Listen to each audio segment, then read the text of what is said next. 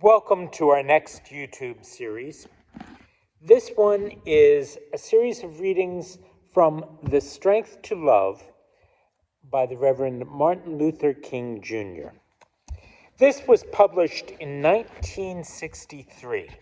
It's a collection of sermons, and I'm reading it this month because it's the month of his birth. And I'm reading it from the pulpit in a pulpit robe because in the preface, he says this: I have been rather reluctant to have a volume of sermons printed. My misgivings have grown out of the fact that a sermon is not an essay to be read, but a discourse to be heard. It should be a convincing appeal to a listening congregation. And that is a tremendous and well put, and certainly from him, he knows what he's talking about, obviously. He is a preacher. But here we are, and it's 59 years later. And this is how we're doing things. And so, rather than just print it out or refer you to a printed copy,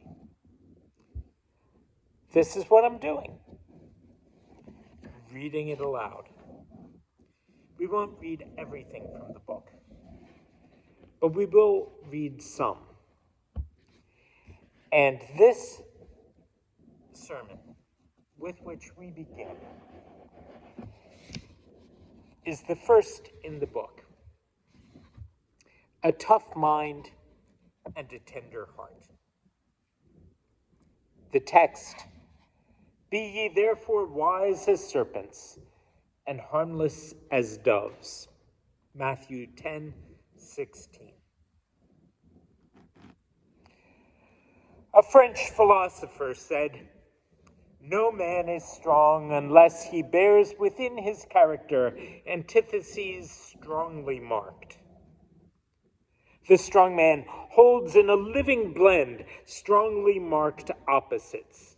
Not ordinarily do men achieve this balance of opposites.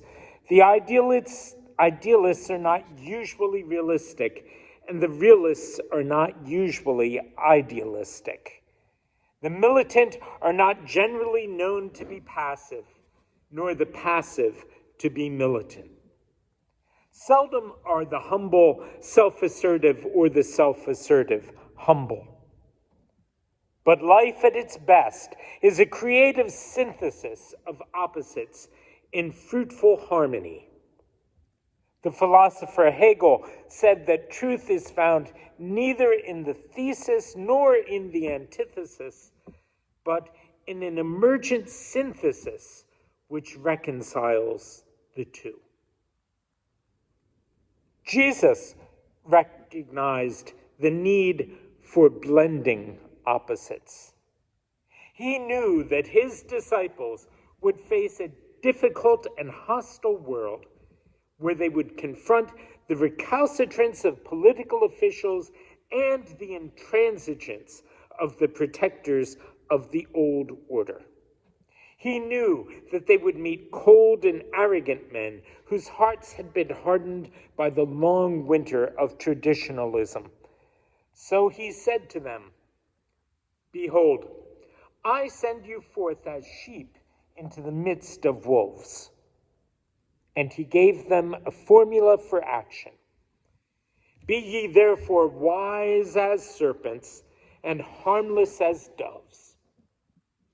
It is pretty difficult to imagine a single person having simultaneously the characteristic of the serpent and the dove.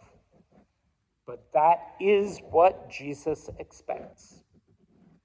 We must combine the toughness of the serpent and the softness of the dove, a tender mind and a soft heart.